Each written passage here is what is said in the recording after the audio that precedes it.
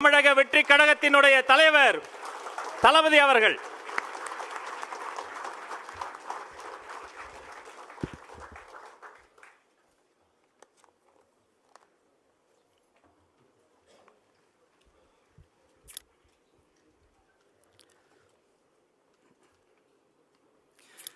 தீர்மானம் 2. கொள்கை எதிரிகள் மற்றும் பிளவுவாத சக்திகளுடன் என்றைக்கும் நேரடியாகவோ மறைமுகமாகவோ கூட்டணி இல்லை.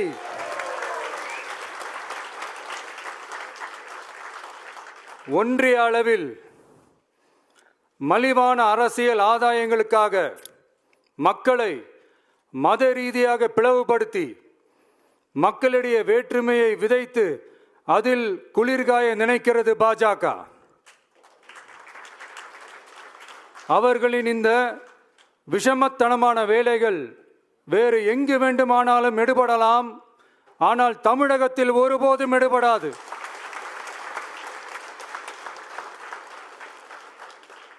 சமூக நீதியும் நல்லிணக்கமும் சகோதரத்துவமும் சமத்துவமும் ஆழமாய் வேரூன்றிய மண் இந்த தமிழ்நாட்டு மண். எனவே இங்கு தந்தை பெரியாரை அவமதித்தோ அறிஞர் அண்ணாவை அவதூறுக்கு உள்ளாக்கியோ அல்லது தமிழ்நாட்டின் மதிப்பிற்குரிய தலைவர்களை வைத்தோ அரசியல் செய்ய நினைத்தால் அதில் பாஜக ஒருபோதும் வெற்றி பெறவே இயலாது.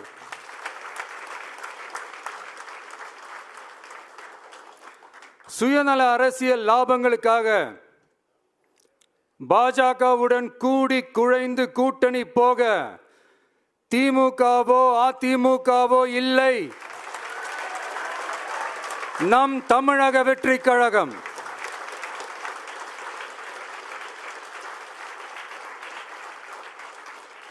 கொள்கை எதிரிகள் மற்றும் பிளவுவாத சக்திகளுடன் என்றைக்கும் நேரடியாகவோ மறைமுகமாகவோ கூட்டணி இல்லை என்பதில் தமிழக வெற்றி கழகம் மிக உறுதியாக இருக்கிறது.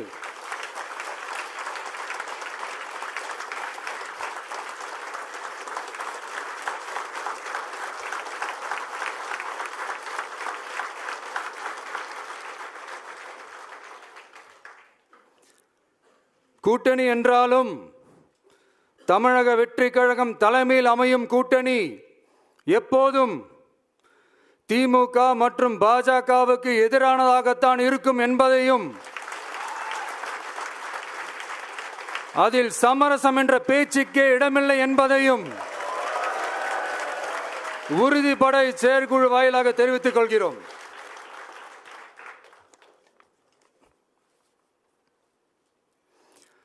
இது இறுதியான தீர்மானம் மட்டுமல்ல, உறுதியான தீர்மானம்.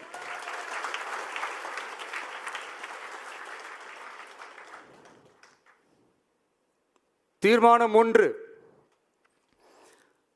நாம எல்லாருக்குமே வாழ்வாதாரம் இருக்கு, இல்லைன்னு சொல்லல. ஆனா நம்ம எல்லாரோட வாழ்வாதாரத்துக்கும் அடிப்படையா இருக்கிறதுல விவசாயிகளும் ரொம்ப முக்கியமானவங்க. அப்படிப்பட்ட நம்ம விவசாயிகளுக்காக அவங்க கூட நிற்க வேண்டியது நம்ம கடமை. அந்த கடமையை நாம சரியா செஞ்சே ஆகணும். கண்டிப்பா நாம விவசாயிகள் பக்கம் எப்பவும் நிற்போம் நிற்போம் நிற்போம், நின்னே தீருவோம். பரந்தூர் விமான நிலைய பிரச்சனை தொடர்பா தமிழ்நாடு முதலமைச்சர் மாண்புமிகு திரு மு.க. ஸ்டாலின் அவர்களுக்கு ஒரு கடிதம் எழுதியிருக்கிறோம். அதை நான் இங்க கொஞ்சம் படிச்சு காட்டுறேன். மாண்புமிகு தமிழ்நாடு முதலமைச்சர் அவர்களுக்கு வணக்கம். பரந்தூர் பகுதியில் விவசாய நிலங்களை அழிச்சிட்டு புது ஏர்போர்ட் கட்டுறதுக்கு எதிர்ப்பு தெரிவிச்சு அந்த பகுதியில் இருக்கிற பொதுமக்களும் விவசாயிகளும் வருஷ கணக்காக போராடிக்கிட்டு இருக்கிறாங்க. போராட்டத்தில் அவங்கள தமிழக வெற்றி கழகம் சார்பாக நான் போய் பார்த்தேன். அதுக்கு அடுத்த நாளே மக்கள் பாதிக்காத வண்ணம் விமான நிலையம் அமைக்கப்படும்னு உங்க கவர்மெண்ட் சார்பா ஒரு விளக்க அறிக்கை வந்துச்சு. அந்த ஸ்டேட்மெண்ட்ல 1005 குடும்பங்கள் மட்டுமே பரந்தூரில் வசிப்பதால் விமான நிலையம் வந்தா பெரிய பாதிப்பு இருக்காதுன்ற மாதிரி சொல்லியிருந்தாங்க. மக்கள் பாதிக்காத வண்ணம்னா என்னங்க சார்? ஒன்று, அந்த இடத்துல ஏர்போர்ட் வருதுன்னு சொல்லணும், இல்லை அந்த இடத்துல ஏர்போர்ட் வராதுன்னு சொல்லணும். ரெண்டுமே அந்த அறிக்கையில் இல்லை.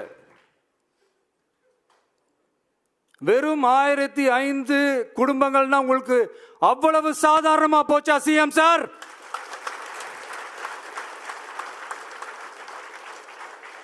$15,000 மக்கள், அந்த மக்களும் நம்ம மக்கள் தானே. ஏன் அந்த அக்கறையோ அந்த மனிதாபிமானமோ உங்ககிட்ட இல்ல? எதிர்கட்சியா இருந்தா மட்டும்தான் மக்கள் மேல உங்களுக்கு அக்கறை இருக்குமா?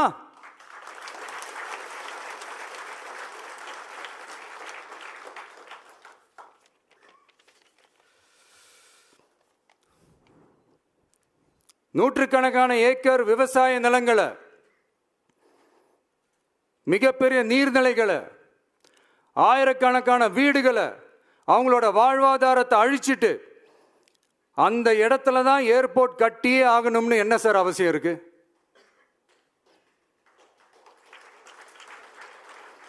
அப்புறம் எப்படி சார் நீங்க உங்களை மக்களின் முதல்வர்னு நான் கூசாம சொல்றீங்க?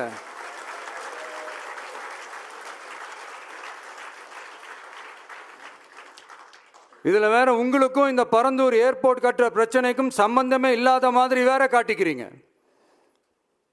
ஆனா ஏர்போர்ட்டுக்காக பரந்தூரை பரிந்துரை செஞ்சதே உங்க கவர்மெண்ட் தான் ஒன்றிய விமான போக்குவரத்து துறை அமைச்சர் சில மாதங்களுக்கு முன்னாடி சென்னை வந்திருந்தப்போ சொன்னார். அதுக்கும் உங்ககிட்ட இருந்த எந்த பதிலும் இல்லை. இந்த சூழ்நிலையில் பரந்தூர் விமான நிலைய பணிகளுக்காக விவசாய நிலங்களை கையகப்படுத்த கடந்த 25/6/2025 அன்னைக்கு உங்க கவர்மெண்ட் தான் அரசாணை பிறப்பிச்சிருக்கு. விமான நிலையம் அமைக்கிறதையே ஏற்க மாட்டோம்னு வருஷக்கணக்காக போராடுற மக்களோட நிலங்களையும் சேர்த்தே கையகப்படுத்த அந்த ஆணை பிறப்பிக்கப்பட்டிருக்கு. விவசாயிகளோட கண்ணீரை துடைக்க வேண்டிய தமிழ்நாடு அரசு அவங்களோட கண்ணில் குத்துறதாகவே இருக்கு இந்த ஜீவோ. இதெல்லாம் உங்களுக்கு தெரிஞ்சுதான் நடக்குதா? உங்க ஒப்புதலோடு தான் நடக்குதா? தெரியல, பதிலும் தெரியல. பரந்தூர் மக்களை இது வரைக்கும் நீங்க ஏன் சந்திக்கலன்னு கேட்டா அதுக்கும் பதில் இல்லை.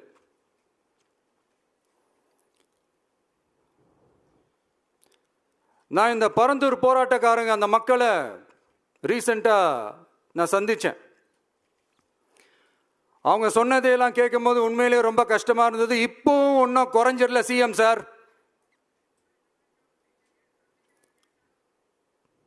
சாதி மதம் கடந்து தங்களோட குடியிருப்புகளை, விவசாய பூமியை, வாழ்வாதாரத்தை, நீர்நிலைகளை காப்பாத்த ஒன்னா நின்று போராடிக்கிட்டு இருக்கிற பரந்தூர் பகுதி விவசாய பெருங்குடி மக்களை தயவு செஞ்சு நீங்க நேர்ல சந்திச்சு பேசுங்க.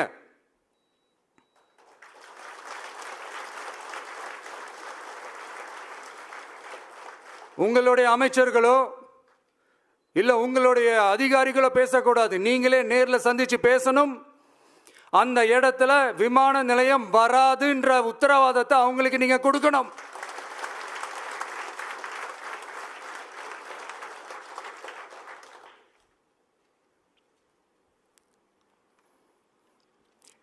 இதையெல்லாம் நீங்க செய்யாம எல்லாத்தையும் கடந்து போகணும்னு நீங்க நினைச்சீங்கன்னா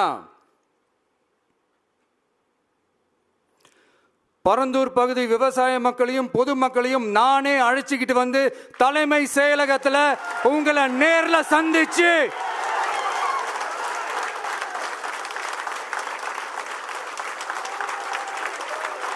நேர்ல சந்திச்சு முறையிடுற நிலைமை உண்டாகும். அப்படி ஒரு சூழலை நீங்க உருவாக்க மாட்டீங்கன்னு நான் நம்புறேன். அதையும் மீறி அப்படி ஒரு சூழல் வந்துச்சுன்னா நான் ஃபேஸ் பண்ண தயாரா இருக்கேன்.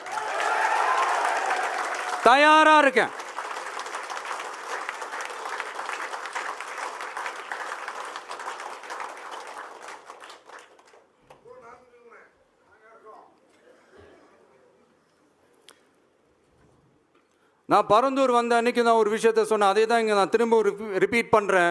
We are not against any developments. We are not against airports. அந்த லொகேஷன் தான் தப்புன்னு சொல்கிறோம்.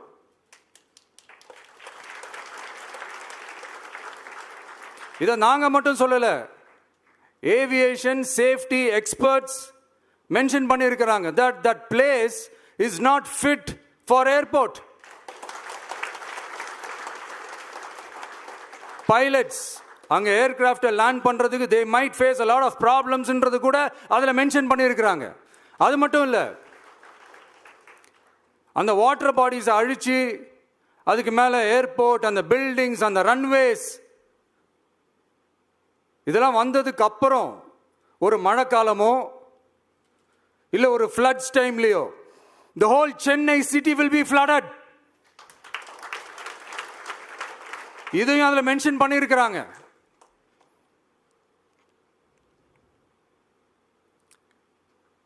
ஸோ இதெல்லாம் மைண்டில் வச்சுக்கிட்டு தயவு செஞ்சு ப்ளீஸ் டேக் அ கால்.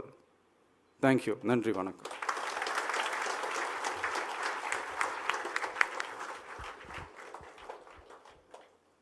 அனைத்து தீர்மானங்களையும் ஏற்றுக்கொள்வோர்